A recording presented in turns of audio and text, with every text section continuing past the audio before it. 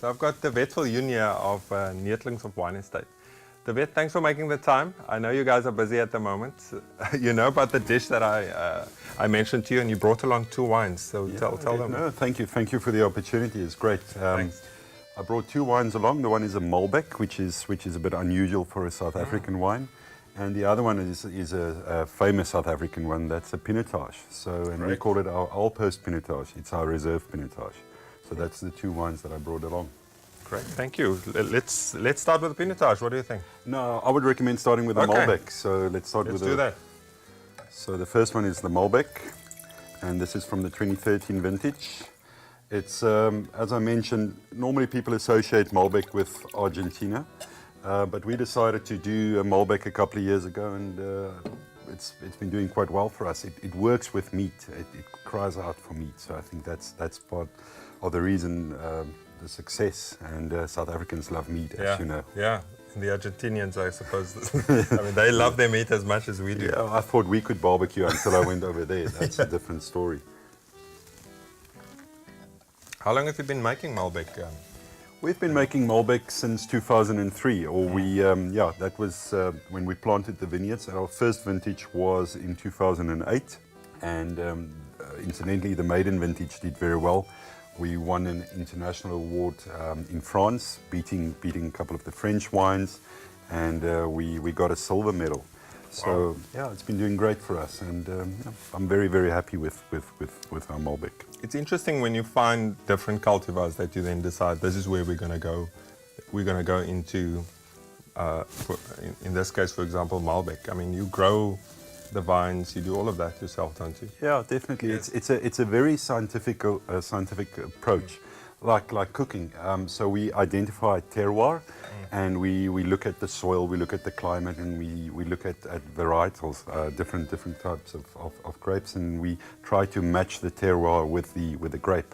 And we had this very nice spot on the farm where we planted the Malbec, and it really works well for us. It's a lovely drinking wine as well. Definitely, it's got a bit of spice, a bit of pepperiness, but it's not too powerful. It's for me, it's quite smooth on the palate. Definitely, yeah. I agree. It's as you said, it's a great food wine. So tell me about the Pinotage. Well, Pinotage, as you know, South Africa, developed in South Africa, so we're all proud of Pinotage. Ours is a bit different in the sense it's our reserve Pinotage. It's made from a specific vineyard, which we call the Alpost vineyard. The reason for the name Alpost is we erected Alp posts in this particular vineyard a couple of years ago to combat rodents. Such a huge success that we stopped using poison on the farm to control that, so it's good for the environment, good for nature. And we decided to name the wine the Alpost Pinotage. It's a very concentrated Pinotage. It's matured in 100% Hungarian oak, which is unusual. In a sense, people always tend to stick to French oak, yeah. So we decided to go to Hungarian oak.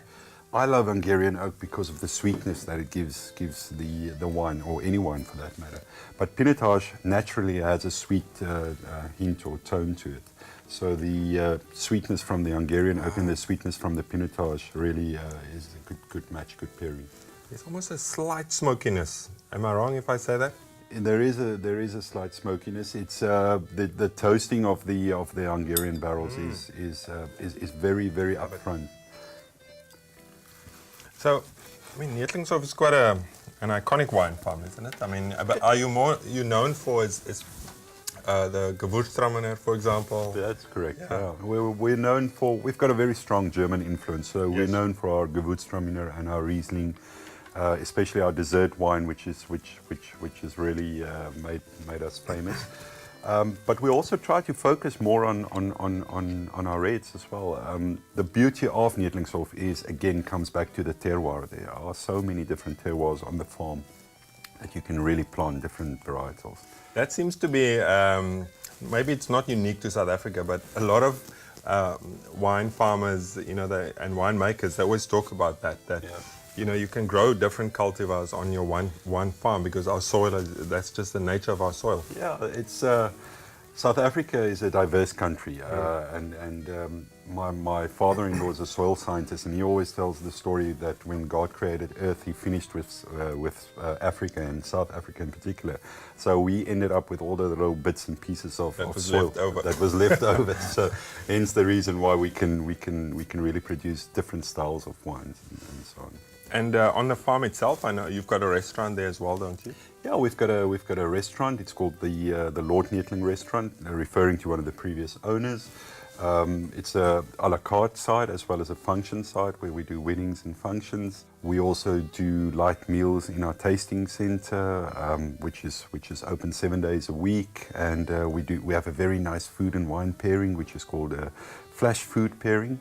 So, and you don't need to pre-book. You can just pitch up, and yeah. So we're a one-stop shop for the visitors. I've got small children, so we try to look after them as well. So yeah. Excellent. Nice estate. So, David, what are you particularly passionate about winemaking? Well, I grew up on a wine farm in Worcester, so wine has always been part of my life. And what I really enjoyed, my parents always offered us as children at the table to have a sip of wine. So it became part of my lifestyle.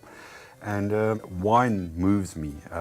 Wine adapts to your mood, and very few other beverages that can really do that. So it brings out the way that you feel, and that's why we celebrate special moments with wine.